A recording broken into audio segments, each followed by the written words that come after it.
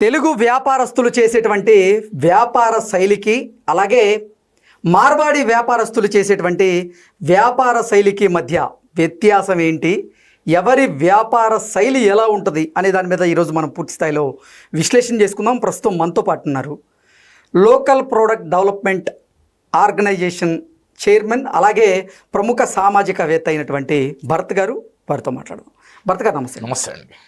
హిందూ సమాజంలో చిచ్చు పెట్టేందుకే ఈ గోబ్యాక్ మార్వాడి ఉద్యమాన్ని తెరమీదకి తీసుకొచ్చారు అంటూ కేంద్ర సహాయ మంత్రి బండి సంజయ్ గారు కొన్ని కీలకమైనటువంటి వ్యాఖ్యలు చేసిన నేపథ్యంలో అసలు ఈ గోబ్యాక్ మార్వాడి ఉద్యమానికి గల ప్రధాన కారణం ఏంటి, ఈ ఉద్యమానికి తెరపడే అవకాశం ఉందా లేదా అనే దాని మీద మనం పూర్తి స్థాయిలో విశ్లేషణ చేసుకుందాం. ప్రస్తుతం మనతో పాటు ఉన్నారు పలు సామాజిక అంశాల మీద తనదైనటువంటి శైలిలో విశ్లేషణ చేసేటువంటి ప్రముఖ సామాజికవేత్త భరత్ గారు. వారితో మాట్లాడదాం.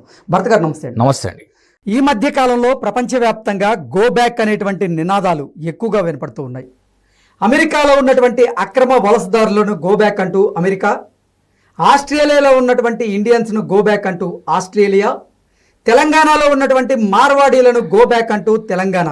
అసలు ఈ గో బ్యాక్కు కారణం ఏంటి, ఈ గో బ్యాక్ అసలు ఎందుకు వచ్చింది, ఈ గో బ్యాక్ వల్ల ఆయా ప్రాంతాల్లో ఎటువంటి ప్రభావం ఉండబోతుంది అనే దాని మీద పూర్తి స్థాయిలో ఈరోజు మనం విశ్లేషణ చేస్తున్నాం. ప్రస్తుతం మనతో పాటున్నారు ప్రముఖ సామాజికవేత్త భరత్ గారు. వారితో మాట్లాడదాం. భరత్ గారు నమస్తే. నమస్తే అండి. వ్యాపార ఉద్యమం అనేది ప్రపంచవ్యాప్తంగా స్టార్ట్ అయిందండి.